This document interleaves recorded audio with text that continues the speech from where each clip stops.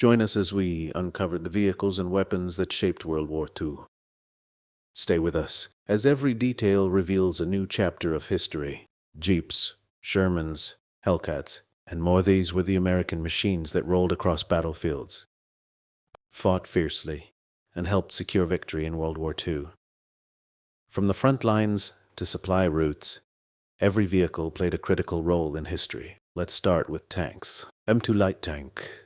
Before the full outbreak of the war, the M2 served primarily as a training platform for America's armored forces. Its unusual twin-turret layout on early versions was quickly surpassed by advancing technology, but it laid the groundwork for the tanks that followed. M3 Stuart. Known to British crews as Honey, the M3 Stuart was the first American tank to see combat in North Africa. Its 37mm gun was modest, but its speed and mechanical reliability made it a legendary reconnaissance vehicle. M5 Stuart. An upgraded version of the M3. The M5 Stuart had a sloped hull and twin Cadillac engines, making it quieter, cooler, and ideal for fast reconnaissance missions all the way through the war. M18 Hellcat, built to be dropped from the sky. The M22 was compact enough to fit inside a heavy glider. While its combat use was limited, it represented an ambitious attempt to give airborne troops their own armored support. M3 Lee. A temporary solution in tank design, the M3 Lee mounted a 75mm gun in the hull and a 37mm gun in a turret. Though it had a high profile and restricted turret traverse, it provided essential heavy firepower to the British 8th Army at critical moments. M4 Sherman. The symbol of American industrial strength. The Sherman was not the largest tank, but it was dependable, easy to repair, and produced in enormous quantities, forming the backbone of Allied armored forces. Now, moving on to tank destroyers. M3 GMC. One of the first attempts to put anti-tank fire on wheels. This vehicle combined a 75mm gun with a half-track chassis. Though makeshift, it proved capable against enemy armor in the Philippines and North Africa. M6 GMC Fargo. A light truck carrying a 37mm anti-tank gun. It was nimble but lightly armored, quickly shifting to training and infantry support as German tanks grew more formidable. M18 WWII. Built on a Sherman chassis with an OP-tap turret. The M10 relied on angled armor and a 3-inch gun to engage enemy tanks, becoming the most widely used American tank destroyer of the war. M18 Hellcat. Designed for speed. It could reach 50 miles per hour, the fastest tracked vehicle of the conflict. Using hit-and-run tactics, the Hellcat outmaneuvered heavier German tanks. M36 Jackson.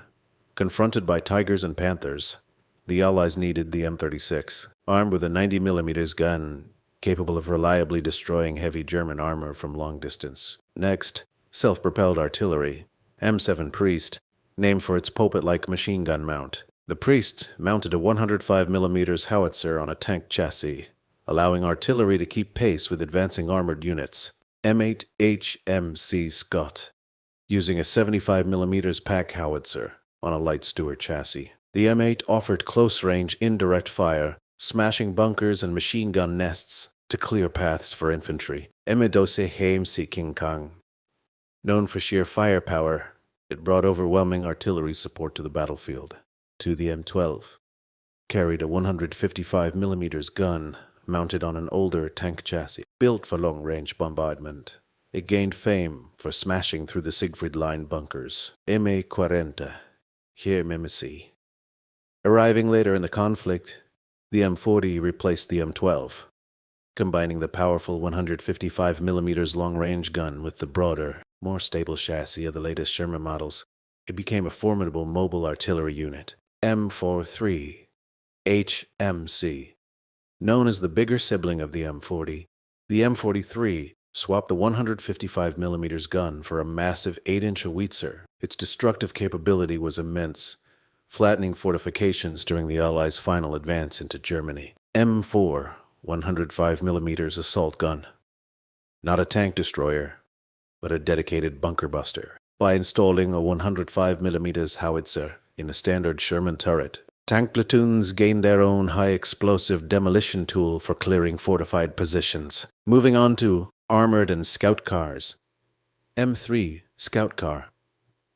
This early war wheeled vehicle, favored by commanders like General Patton, was armored, dependable, and bristling with machine guns. It served as the primary reconnaissance platform before half-tracks took over. M18 Hellcat, a fast, stealthy, and lethal vehicle against infantry. The 6x6 Greyhound acted as the cavalry's eyes and ears, scouting ahead of columns and disappearing before enemy forces could react. M18, essentially a turretless Greyhound.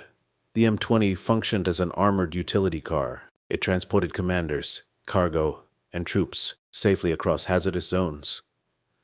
Under light armor protection. Next, half-tracks. M2 half-track.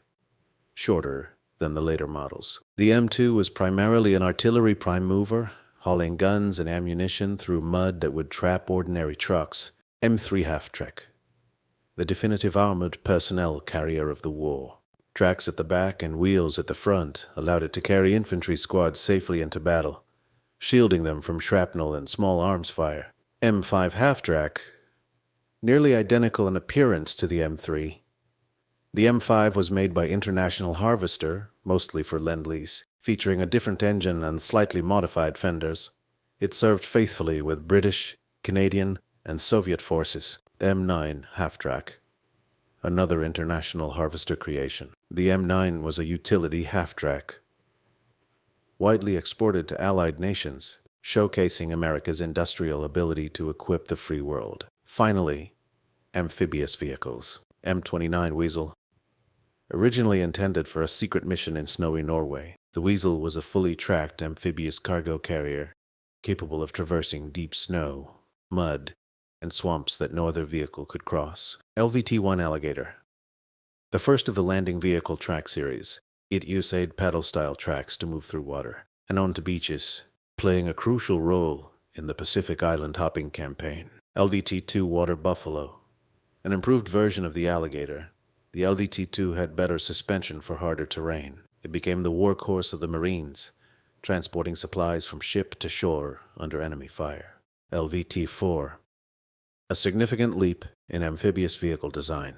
The LVT-4 moved its engine to the front, creating a large rear ramp. This allowed soldiers and jeeps to disembark directly onto the beach safely, without climbing over tall sides. LVTA-1 Amtrak with teeth. This variant mounted a 37mm turret from a light tank, effectively turning the landing craft into an amphibious tank hunter. It provided direct support to the first waves of Marines during beach assaults. LVTA-4. Recognizing the need for more firepower, the LVTA-4 replaced the small anti-tank gun with a 75mm howitzer turret. Acting as floating artillery, it could blast enemy beach defenses at close range. DUKW Duck. A logistics marvel. This six-wheel drive truck encased in a boat hull could transport supplies directly from ships to inland depots without needing to unload along the way. Moving on to trucks and prime movers. Willy's MB Ford GPW Jeep. Small, tough, and versatile. This iconic vehicle was listed by General Eisenhower as one of the 3 tools that helped win the war. It became a symbol of American liberation, able to traverse nearly any terrain. Dodge WC series, known as the Beep or Big Jeep.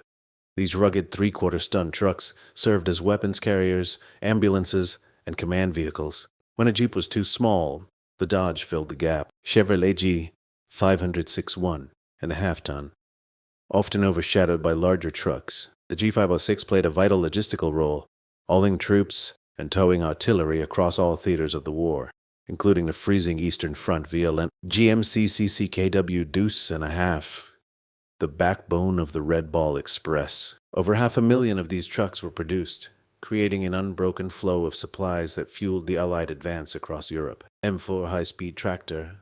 When artillery became too heavy for trucks, the M4 tractor took over. Fully tracked, it held heavy field and anti-aircraft guns through the roughest terrain imaginable. Diamond T 980, 981st.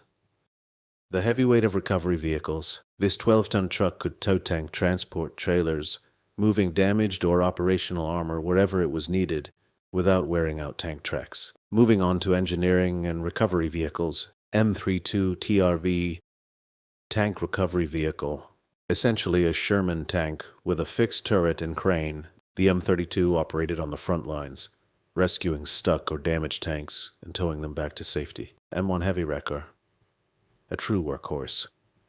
Equipped with heavy-duty cranes and winches, the M1 Wrecker could lift engines, ride overturned vehicles, and clear roads for convoys, making it an indispensable mechanics tool. Finally, liaison and staff vehicles. Harley-Davidson WLA Liberator, modified for military use with submachine gun scabbards and blackout lights. These motorcycles quickly transported couriers and MPs across chaotic war zones. Indian 741, smaller and lighter than the Harley. The Indian 741 played a key role in communications, with thousands supplied to British and Commonwealth forces. Ford staff car, based on civilian sedans. These cars provided high-ranking officers with relatively comfortable, if unarmored, transport between headquarters. Painted in olive drab, they blended into the battlefield environment. Chevrolet staff car, a militarized version of the Master Deluxe. The Chevy staff car served generals and VIPs safely across secure zones, offering a touch of civilian familiarity amidst the machinery of war.